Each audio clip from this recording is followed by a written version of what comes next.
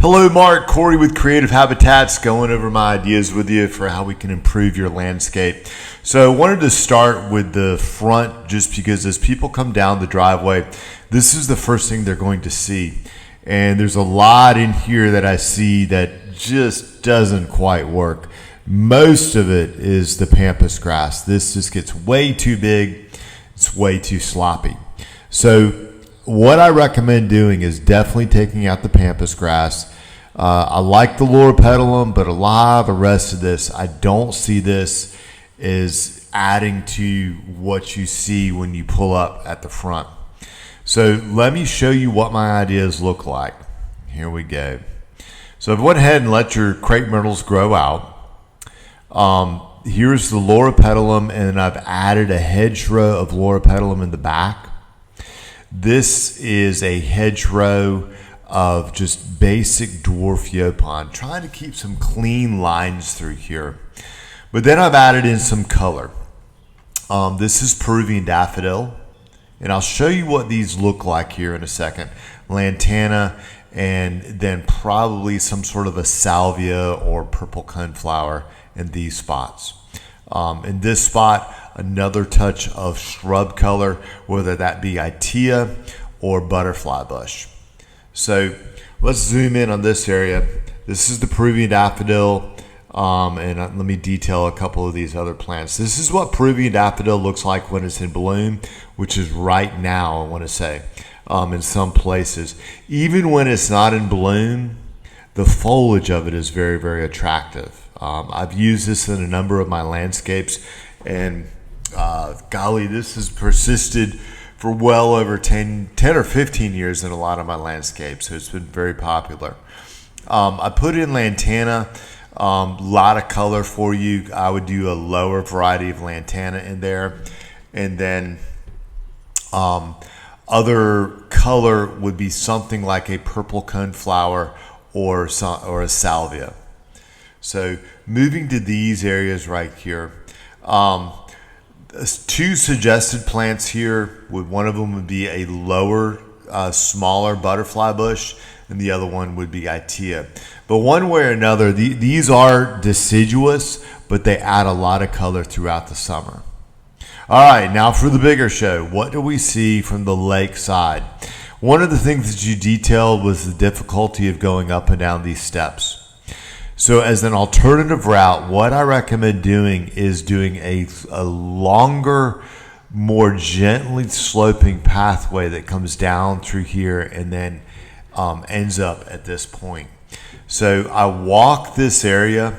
Believe it or not, you have some landscape material that is sold on the market, but also nature has provided it for you over here.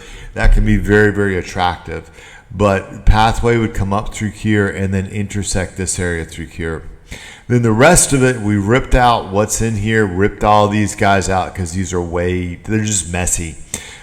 Taken this out and then added in some more attractive plants than that. So this is what it looks like. I wish this was a little bit more clear, but what you see in here is the pathway that goes up through here. I've replaced the abelia, which is what you currently have, with limelight hydrangeas, azaleas, and then some ornamental grasses, as well as in this area perennials, and then some other bulb type material over here. Some of the more dominant elements, my first choice in here is a plant called Zhuzhou loropetalum. It is a taller tree form type loropetalum. Let me show you what that looks like. So this is Zhuzhou loropetalum. Great plant, very, very hardy. Evergreen, gives you a lot of color in the springtime. Another choice that I would recommend would be serviceberry. It's a little bit later blooming. One of the nice things about serviceberry is it has some really beautiful Japanese maple looking fall color to it. Other plants, this is limelight hydrangea. In the summertime, this is in bloom most of the time that people are up there at the lake. Adds a lot of color. It also gets relatively large, and one of the positives about that is you can plant it a little bit farther apart. You still get a very full scene as it matures. Couple choices on ornamental grasses. This is muhly grass. This is another really interesting one called heavy metal panicum. Either of these I could recommend for in there and contrasting, particularly this one because it has a blue-green foliage and it would really contrast nicely against the blooms of the limelight hydrangea. As perennials goes, we can add black-eyed Susan. This would be black-eyed Susan in here. Some of the other choices for in here, this would be a unique one. Amaryllises would be good. The Peruvian daffodil that I showed you up front, that one would be good. Even gladiolus. Any of these would have a very distinctive and interesting look. Another one too that I don't have a photo of would just be iris. All of these, the foliage would be striking and the colors from the blooms would be striking. This is an overhead perspective of the main area that we're looking at, where the pathway comes down. I've got the hydrangea through here. I've got the loropetalum in there, and then color on this lower part.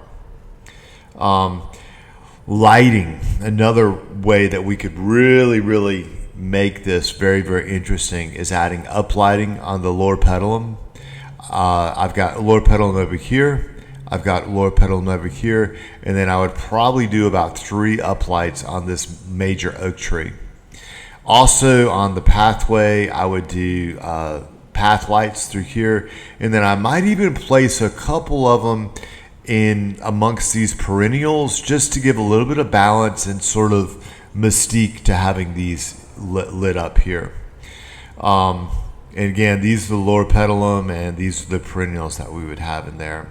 I included this photo because I just felt like it had a really good feel for the color and the contrast that I would be trying to create into that scene.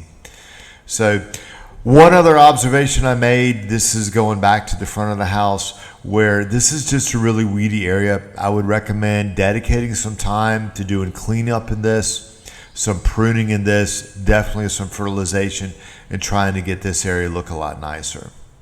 So those are some beginning thoughts of how we can make some improvements to your landscape. Give me some feedback on this. We'll make changes as needed and go from there.